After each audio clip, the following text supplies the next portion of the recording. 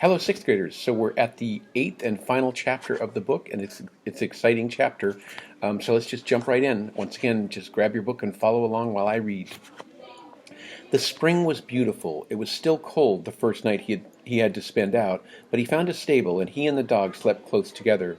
The next day, spring had really arrived. He had some difficulty with his money. He still had a little money with him from Italy, and he had not spent it before winter overtook him, and he found himself a prisoner at the farm. But when he went into a shop, he was told that his money was no good in Switzerland, and he would have to take it to the bank. He had been afraid to go, for suppose the farmer had put the police on to him, but he had gone nevertheless, for he had to have bread, and King was not used to being so hungry. But he had also managed to earn some money that he could use in Switzerland. He had been lucky, for it was not easy to get work among the Swiss. Often they all looked dour, as if they never laughed. Their country was very beautiful. The sun shone upon the white snow-caps of the great mountain peaks and turned them to a glowing pink. In the valleys the grass was a startling green, and the houses were surrounded by trees covered in white and pink blossoms. The first time David saw them, he found himself smiling. The delicate blossoms brought Maria to mind. A tree in full bloom was among the most beautiful of all things, and David's smile came unbidden. Yes, it was good to be alive. When he had provided himself with money he could use, he bought a stamp and an envelope. The letter was not very neat, for he had written it sitting on the grass with the pad on his knee, but he would not feel easy in his mind until it was done. He did not want God to think he had forgotten the lesson of the barred door. So David wrote to Carlo, Carlo, I want you to know I am no longer sure you're bad. Perhaps you're only stupid, so I'll stop hating you. But because I only hate those that are bad. But if you ever use force again, and I get to know about it, then I shall hate you again. Will you thank your parents for writing the letter in the paper? I saw it. And will you say I've written to you? Tell your parents and Andre, and the two little ones, and Maria. Tell Maria first, and tell her I've seen a tree in full bloom that's made me think of her again. David. He wrote Carlo on the envelope, and then the children's father's full name, and the name of the town near where the house lay, and last of all, Italy. He had made quite sure Carlo would get the letter. It took him some time to find out what a mailbox looked like in Switzerland, but he finally succeeded. Everything went splendidly. For a whole day David walked along the side of the lake that lay greener than the greenest tree among the high mountains. David enjoyed the walk so much that he did not bother with a lift. But perhaps there was another reason too, for he did not feel quite at ease with the Swiss. They did not look so friendly as the Italians, and all the tourist traffic was going in the opposite direction. Railway stations, he had found, had a further advantage besides offering a chance to earn money. There was often a map there that he could look at. He knew he had to keep to the north, but apart from that, he had only a rough idea of the route he must follow.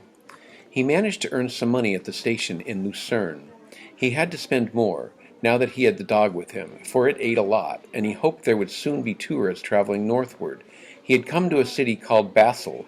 It was somewhat out of his way, but he had noticed in Lucerne that Basel lay partly in France, the France Johannes had come from, a place called Alsace, and although he wanted to get on as fast as possible, he thought he must stop to look at it.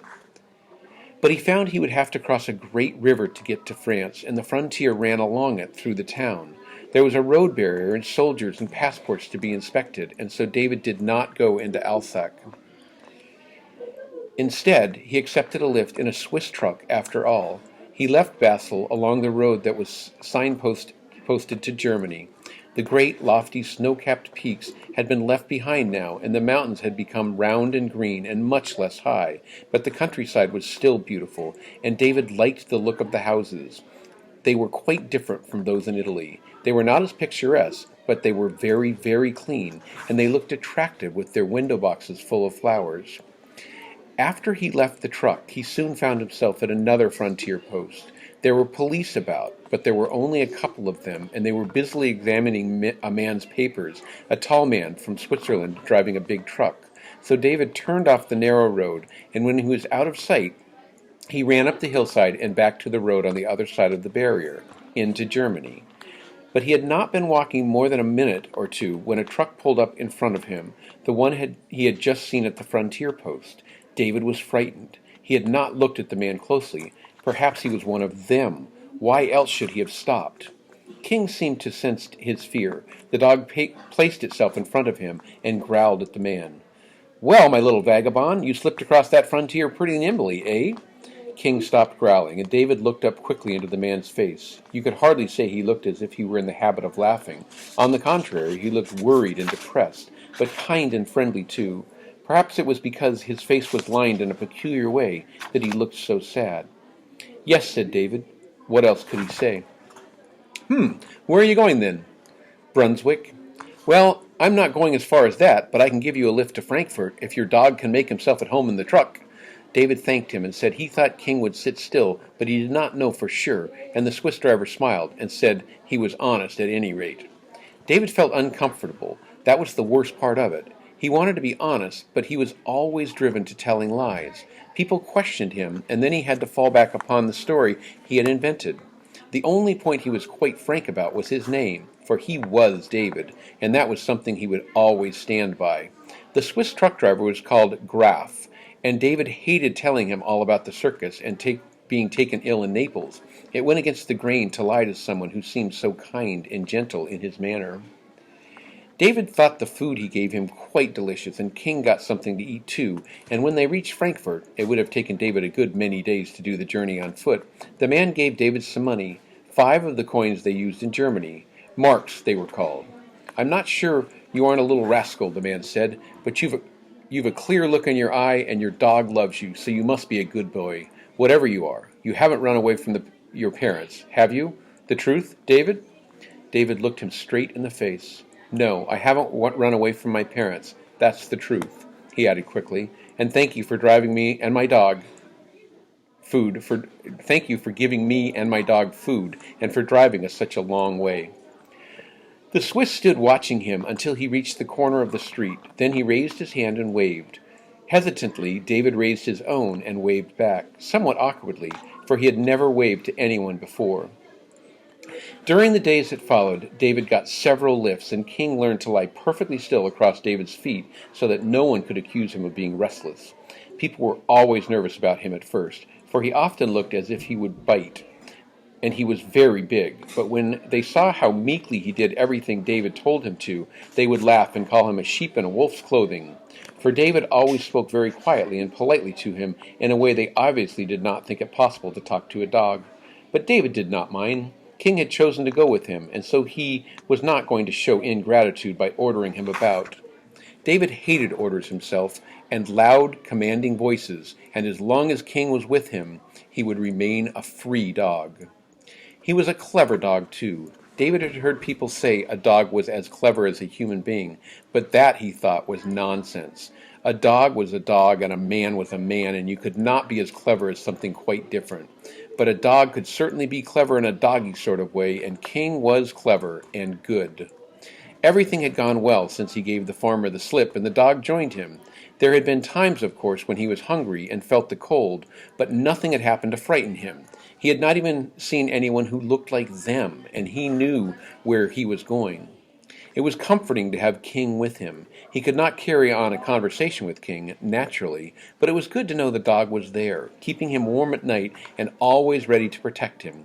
David knew he could not rely too much on the dog's protection, for though it could bite, it could not get the better of a man, not one of them. At any rate, they always went armed.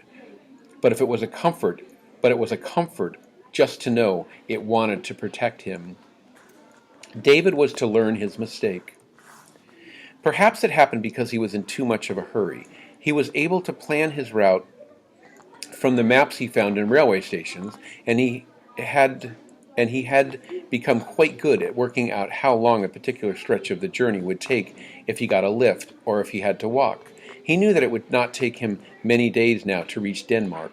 Perhaps it happened too because for hours at a time he could not forget his fears. Almost, but not quite. He had had fear too well drilled into him for him ever to be completely free of it. But it was not so bad now, for now he was sure the man really had intended him to get to Denmark. There had been no trap, and the children's parents had not given him away either. There, there was only the farmer, and David thought he was too stupid to imagine David might have run away from them. A search was being made for him, of course. The man's influence was limited, and he would not have been able to prevent it. But no one knew where to look for him, and now Denmark was almost within reach. Denmark and the woman who was his mother. He must have been walking for half an hour before he was suddenly aware of his fear, and knew he should have sensed danger earlier. It was dusk, and he had been preoccupied with finding a good place to sleep. He knew at once that something was wrong. That building farther down the hillside, and the men standing idly about. He called the king softly in a whisper. He had returned to them. He lay as still as death behind a bush. It was lucky King always did as he was told, and was now also lying perfectly still by his side. David's thoughts ran on. How had it happened? There was no doubt about it. He was back among them. David knew the signs. He was only too familiar with the way they looked.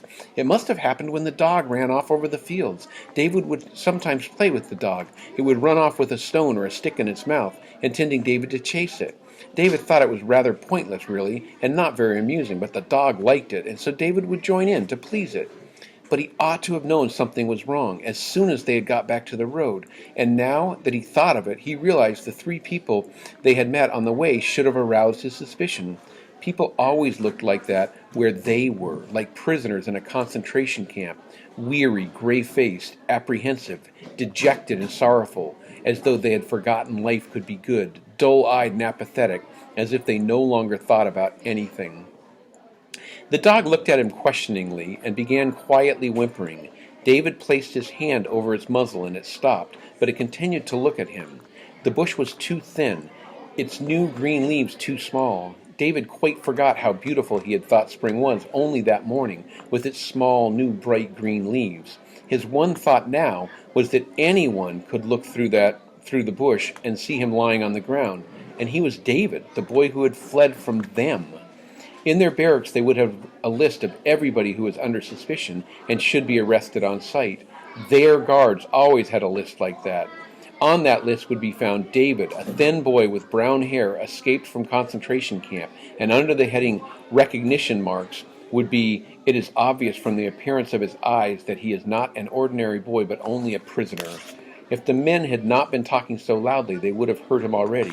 They were much too close to him, and he would never be able to get away. Even if he waited until it was quite dark, they would hear him as soon as he moved. His flight would end where it began, at the point of a rifle, for he would not stop when they shouted to him. If he stopped, they would not shoot, but they would interrogate him instead and send him back to the camp. And there, strong and healthy as he was, it would be a terribly long time. He would be a terribly long time dying. No, when they called to him, he would run, and then the shot would be fired, the one that had been waiting for him ever since that night when he had walked calmly toward the tree on the way to the mine outside the camp. But this time he would not be able to walk calmly away from them. He knew now how wonderful life could be, and his desire to live would spur him on. He would run, he knew it, and it would be a victory for them. David remembered all the pain and bitterness he had ever known, and how much he could remember in such a short time.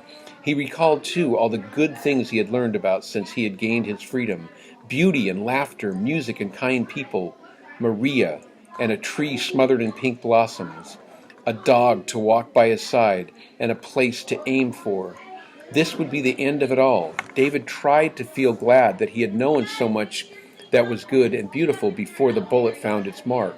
But he could not. It was too difficult. He pressed his face into the dog's long coat so that no one should hear him, and wept. He wept quite quietly, but the dog grew uneasy and wanted to whimper again. David stopped crying. God, he whispered, God of the green pastures and still waters, I've one promise of help left, but it's too late now. You can't do anything about this. I don't mean to be rude, because I know you're very strong, and you could make those men down there want to walk away for a bit, but they won't. They don't know you. You see, they're not afraid of you, but they are afraid of the commandant, because he'll have them shot if they leave their posts. So you can see there's nothing you can do now, but please, don't think I'm blaming you. It was my own fault for not seeing the danger in time. I shall run, perhaps. You'll see the aim straight so it doesn't hurt before I die. I'm so frightened of things that hurt. No, I forgot. I've only one promise of help left, and it's more important. You should help the dog get away and find some good people to live with. Perhaps they'll shoot straight anyway, but if they don't, it can't be helped. You must save the dog because it once tried to protect me. Thank you for being my God. I'm glad I chose you, and now I must run, for if I leave it any longer, I shan't have the courage to die. I am David. Amen. The dog kept nudging him. It wanted them to go back the way they had come, away from the spot where it sensed danger lurking. No, David whispered. We can't go back. It's too late. You must keep still, King, and when they've hit me, perhaps you can get away by yourself. The dog licked his cheek eagerly, impatiently nudging him again and moving restlessly, as if it wanted to go on. It nudged him once more and then jumped up before David could stop it. In one swift second, David understood what the dog wanted. It did not run back the way they had come. It was a sheepdog, and it had sensed danger. It was going to take David's place. Barking loudly, it sprang toward the men. Run! Something inside him told David, run, run. That was what the dog wanted him to do. So he ran. He hesitated a moment and then ran more quickly than he had ever run in all his life. As he ran, he heard the men shouting and running too, but in a different direction. One of them yelled with pain. Then came the sound of the shot and a strange, loud bark from the dog. David knew the dog was dead. He went on running. He was some distance away now, and they had not heard him, but he ran on until he had left far behind the field where they had left the road an hour before. Then he threw himself down in a ditch, sobbing and gasping painfully for breath. He felt as if he would never be able to stop crying. Never. God of the green pastures and waters, so strong that he could influence a person's thoughts, had let the dog run forward, although he knew it would be shot. Oh, you shouldn't have done it, David sobbed again and again. The dog that followed me, and I was never able to look after it properly because I was only David, and I couldn't even give it enough to eat, and it had to steal to get food. The dog came with me of its own free will, and then had to die just because of it. Then David suddenly realized he was wrong. It was not because it had followed him that the dog was dead. The dog had gone with him freely and had met its death freely. In order to protect David from them. It was a sheepdog, and it knew what it was doing. It had shown David what it wanted him to do, and then it had diverted the danger from him and faced it itself, because it wanted to. Its very bark, as it sprang forward, had seemed to say, run, run, and all the while David was running, he had known he must not turn back and try to save it. He must not let the dog's action be in vain. He had to accept it. Had God of the green pastures and the still waters entered into the dog and made it do it, or had it just done it because it wanted to? Oh, but he never wanted anyone to suffer for his sake, and the dog had given its life, and he had never been able to do anything for it. So one could get something for nothing after all. David stood in the big city and looked around him. On shop signs and posters were words not altogether unfamiliar to him, but by and large the language was quite strange. Denmark, he told himself. I'm in Denmark. He scarcely knew how he came to be there. Since the night he had realized that the dog had died for him, he felt as if nothing had really penetrated his thoughts. He had gotten lifts most of the way, and the drivers had shared their food with him. They were all concerned about him and remarked how ill he looked. He had felt better sitting in a truck. All the time he was walking, he thought he could see the dog running along just in front of him, although he knew it was not true. It could not be true. He had met several Danish truck drivers in Germany, all quiet men with little to say, and they had all been kind to him. And he had come to Denmark. He had come straight across the frontier with one of them. He had been traveling in a big truck, and the driver had stowed him away inside. He had told him it was against the law, but he said he had a boy of his own at home, and he could not bring himself to hand David over to the customs officers in the state he was in. He said the officers would be kind enough to him, but there would be no end of paperwork to go through, and what David needed was to get to the family he spoke about as quickly as possible and get into a good warm bed. In a town called Kolding, the truck driver had gotten hold of a friend who, he said, would take David on to Copenhagen. David had begun to pick up a little of the language. The two men had said something about passport or no passport. A bit of a lad like him can't have anything serious against him. And you can see with half an eye he can't hold out much longer. David had watched the countryside passing by. There were no mountains, no big rivers. Everything was small and compact, but bright and cheerful too. The houses, the people, the woods, everything. David had never imagined woods could look like these, their coloring bright and delicate, like sunshine on one of Maria's dresses. There was beauty in Denmark too, but beauty of a different kind. But all the while he felt too tired to look at it properly. He had been on a ship too. The driver bought him a ticket, and so he did not even have to hide. But when they came to the big city called Copenhagen, David tried to pull himself together. The driver said if David could just give him the address, he could put him down right at the right place. But he could not, of course. He had told the driver it was in his bundle in the back of the truck. It was not the truth, and when the man realized he had no address, he would be suspicious. David knew by this time that nothing very serious would happen to him here because it was a free country, but you could not be too careful. If they found a strange boy with nowhere to go, they might consider it their duty to hand him over to the police, especially if he were not Danish. One thing David had really gotten into his head during all the days he had passed since the dog's death: he must reach the woman in Denmark, for if it should turn out that the dog had given its life for him, and all to no purpose, it would be too awful to think about, as if the dog's sacrifice had been despised, and that must never be. David had watched the driver make a telephone call. He had gone into a little glassed-in box affair, and there were books where you could find the numbers where you wanted to call and people's addresses. He had only to slip away while the driver was not looking and find another telephone kiosk. They pulled up on a large square, and the driver said something to him that David pretended not to understand. The man was going to buy what he called a hot dog to give him. As soon as he left the truck, David dropped to the ground on the other side. He quickly ran to the back of the truck and opened it and snatched up his bundle. There were crowds of people, and it was easy enough to hide among them. It was hardly the thing to do when the driver had been so kind to him, but there was no other way out. David felt as certain as if he had been told that he would very soon come to the end of his strength, and before that happened he must try to find the woman. He ran along street after street, turning corners all the time, until he felt safe. He had no difficulty in finding a telephone kiosk, and there were the directories all in order. He found 6 people called Hort Fengel, but there was only one with an E in front of the name, and the address was Stradvigen 758. It must be a long street, and David decided to ask. There were many people who could understand you if you spoke English. He stood there for a moment or two with the book in his hand and looked about him. But before he could make up his mind whom to ask, a woman spoke to him. She asked if she could help him in any way. David answered politely in English, and she understood what he said.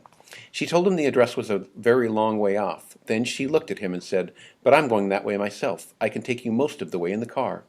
She asked him what country he came from, and David told her he was French, since he could not very well say he came from nowhere at all. She seemed to realize he was tired, for after that she said very little, and David sat looking out of the window. Soon they came to the sea, and David thought it was almost as blue as it was in Italy, where he had made his home among the rocks. That seemed a very long time ago now, and he found it difficult to remember so far back. David stood for a long time looking at number 758. Everything smelled fresh and pleasant. There were trees everywhere with white and yellow and lilac-colored blossoms.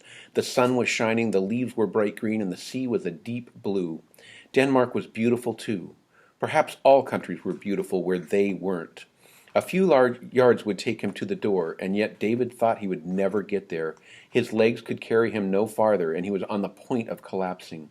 He had thought for a long time that perhaps if the woman who lived there would tell him what to do next and where to go, he would be able to manage, but now he knew he couldn't. If his happiest dreams came true, he could go on living. If not, he had come to the end.